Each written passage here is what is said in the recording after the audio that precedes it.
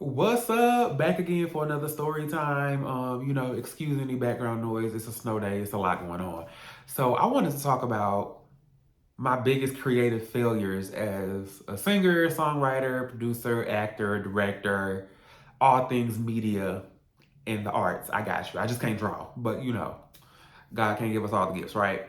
So I'm gonna talk about two things that I would consider my biggest creative failures. Now, the people that are involved in this story, if they're offended, it was not my intention to offend you. It's just honesty and it's from my perspective.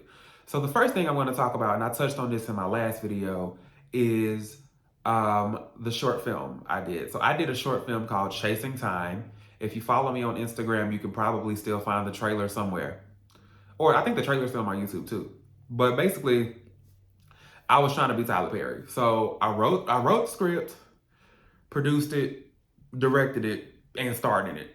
Now, looking back on it, I would never do all of those things again without a significant amount of help because let me just rewind. So basically, it's a short film about a group of college friends who all go to HBCUs, and each person represents a different HBCU stereotype. I went to Howard, so the stereotype with Howard is that we're stuck up, snobby, bougie.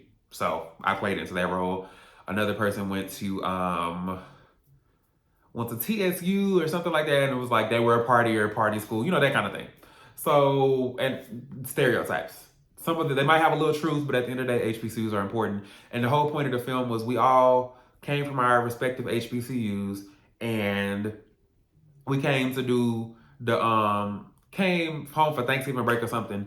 And when we came home, instead of going to be with our families, we decided to get in a hotel or apartment or whatever together. And the end of the world happens. And the movie kind of explores some of the different stereotypes from the HBCUs, but it also kind of explores each character going through their own family issues as to why they would rather spend the holidays with their friends instead of their own family, right? So I think genuinely looking back on it, I think the film concept was actually really strong. I just think the execution was piss poor, to be honest with you, and a lot of that is my fault. And you live and you learn, right?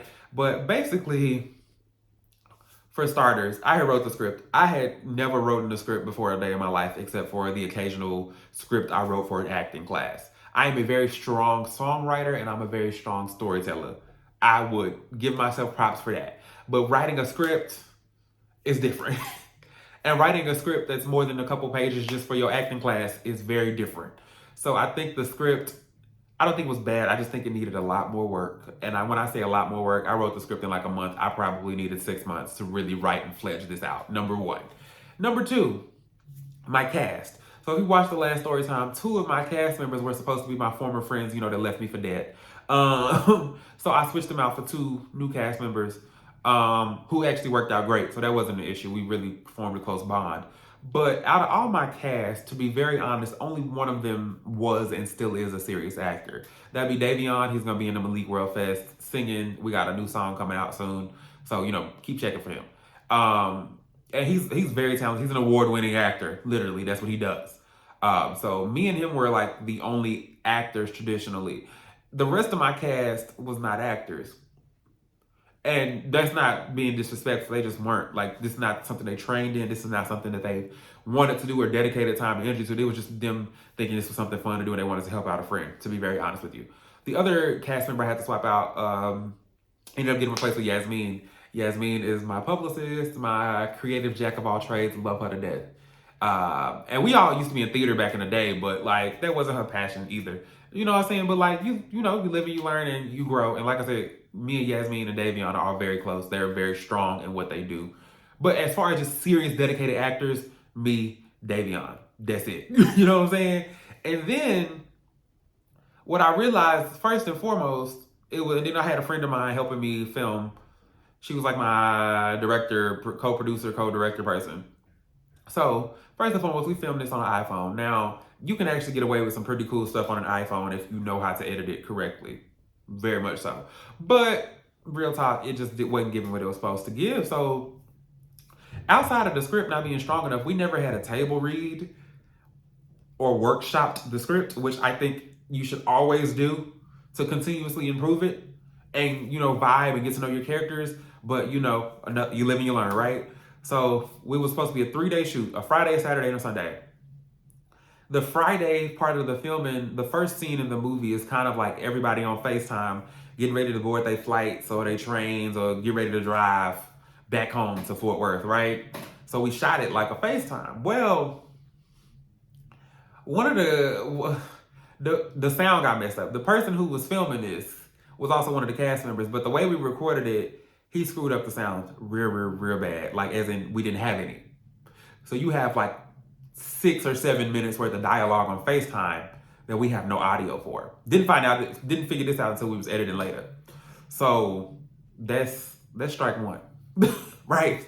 So we already screwed up the whole, and at the beginning of a movie or TV show or whatever, that's where you really set up your characters and what's going on in the story, right? So we got that. So that screwed up. Then the second day of filming, it just wasn't good. I'm not gonna lie to you. Everybody was doing the best they can, and I appreciate them for even, lending me their time and talents. But the simple fact is, they didn't have enough time with the script, nor do I think everybody really took it seriously. Plus, the second day of filming was supposed to be a party scene, and we had real party drinks, and it was just a shit show. And I also look back on it and think, me trying to go stand behind my co-director and look at the scene and double check the script and then go jump back in and try to act wasn't working. You know what I'm saying? Like, you can tell looking back, like as an actor, I can tell I was really lacking as an actor because I was too busy trying to make sure everything else was in place and everything else was going right. And it was a hot ass mess. And then to add insult to injury, instead of taking that third day to film for the last part of the scene, I felt like I didn't already work these people hard enough. Let's try to knock out 2 days of filming in one day on Saturday when we were already under the influence. When I tell you, this shit was a mess. It was like 10, 15 takes of the same scene, everybody missing lines, everybody's under the influence. It was a lot of fun at the time. It really was, like, genuinely. But looking back on it, we needed the extra day. We needed more time with the script. We needed better equipment.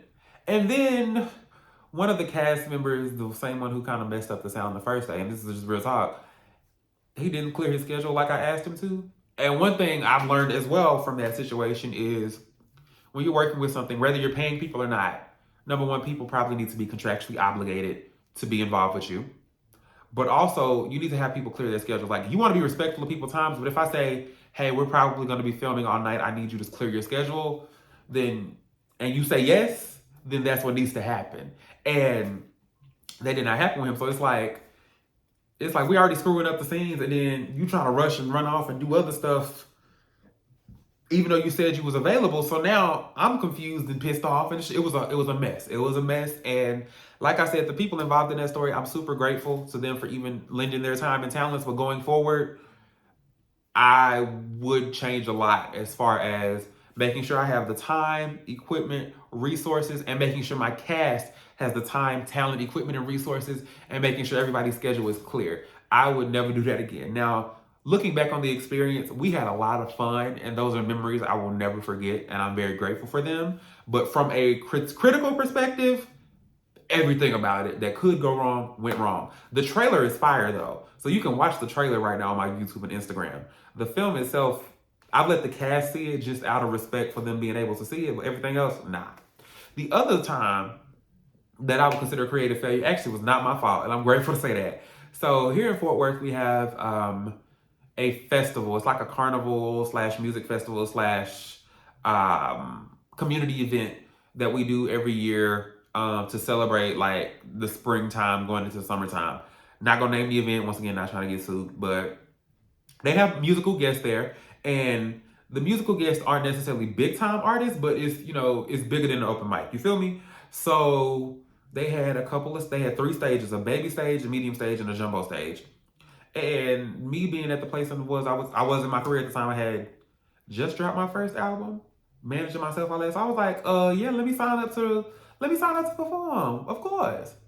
And so, me always chasing the bag, always trying to hustle, always trying to get some new eyes and ears on me, always. So I sign up, I get the gig. They like, yeah, we'll have you on the main stage. Here's your slotted time. So I'm advertising on all my social media, and then I'm like, okay, so now it's time to give some dances. And I was in a dance class at the time at TCC, and I put out an open casting call for dancers, and nobody responded to it. I'm in a class full of people, and I don't know if I wasn't popping enough at the time, or they didn't take me seriously, or what. But I ended up having two people sign up as dancers, and one of those dancers was probably the strongest dancer I've ever met in my life, and was also an actress and a singer. And she was cold blooded at what she did, and she was also very like sweet and encouraging when it came to, hey, I'll choreograph you. I believe in your talent, that kind of thing. So shout out to her.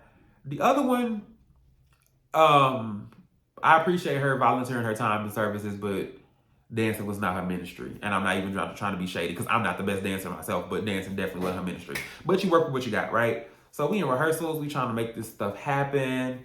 And rehearsals actually went really, really good overall. But fast forward to like the weekend of the show, it rains. This is an outdoor festival. It rains hard. I'm talking about the fairgrounds were muddy, right? And then as we're getting ready for the show, it's raining. All of my support system that I would consider, like people you expect to be in the audience, weren't able to come because they were all sick or busy. So that was an issue. And then the day of the show, my strong dancer, my ace spoon cool, she couldn't come because she was also taking part in a play that had like tech week the same week of our show, which not her fault, because she was dedicated up until that point. It was just terrible timing, right? So now I'm down a dancer. Keep in mind, I only have two dancers. With any formation, you need at least three. You need at least three. So that threw me way off my game. Then it's muddy. So that works because we outside. And then all of my support system can't come. I had two cousins come, and I'm really grateful they showed up, but they didn't get much of a show. So we get there, and we go to the gate. We show them our VIP passes or whatever, and they tell us, first of all, they were hella rude, and they were like, you kind of parked in the wrong spot. And they was like, these passes aren't valid. I don't know who told y'all this, that, and the third. They was being real assholes. Like, the people at the gate, like, bro, I'm here to perform. Like, I'm not trying to finesse nobody out of nothing. I'm just here to perform. They were hella rude.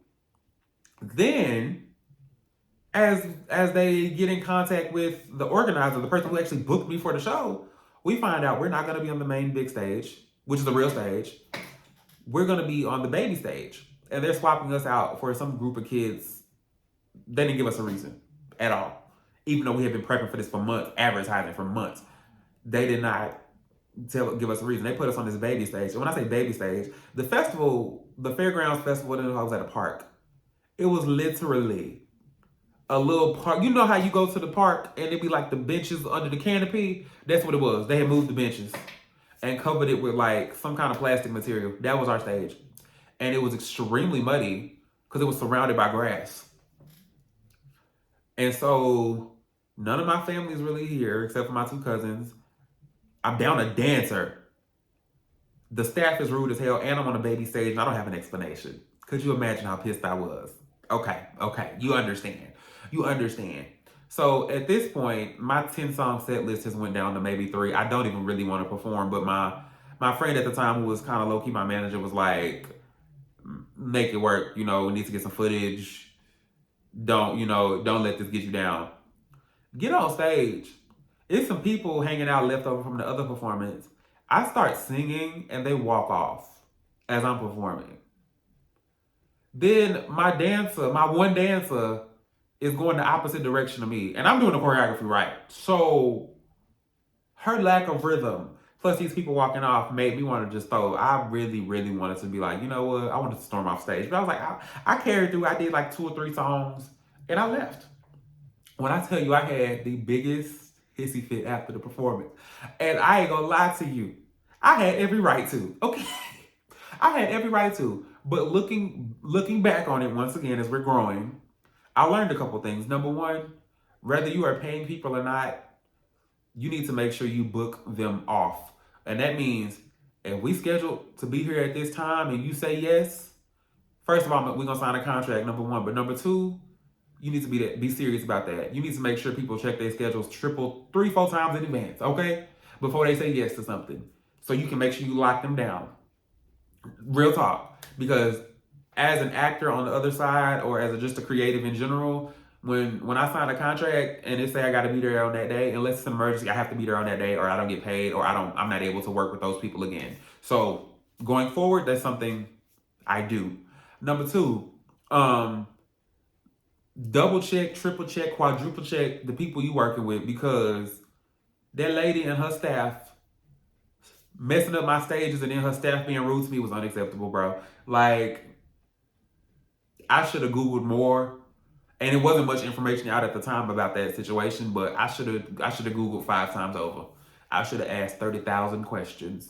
And I honestly should have let the person who was managing me at the time, and I say manage loosely, she was really just helping out, but we appreciate her anyway. I should have let her do all the talking, because they tend to, what I've noticed is a lot of venues, a lot of concert promoters, they tend to talk to the people they think are your managers or publicists a lot better than they would talk to you directly as an artist, real talk. They would much rather have conversations with them that are much more honest and much more upfront than they will with you. I don't know what it is, but even now, as I'm booking stuff and everything, because like I'm my own manager, my own agent, all that, they respond better when somebody else is doing, when it's a middleman. I don't know why. I still don't understand. And I would also say, real talk, I would learn when to say no. Like, quiet as it's kept, when I realized all the circumstances, I really should have just told my 2 cousins that came, thank y'all so much for coming out to support me. I'll buy y'all dinner tonight, but I'm not performing because this is unacceptable. Real talk. But I wouldn't have learned the lesson if I would have done that. So those are my 2 creative experiences that I regret, or my biggest creative failures. One was my fault, the other one was not, but you live and you learn, and I take those lessons going forward with everything I do.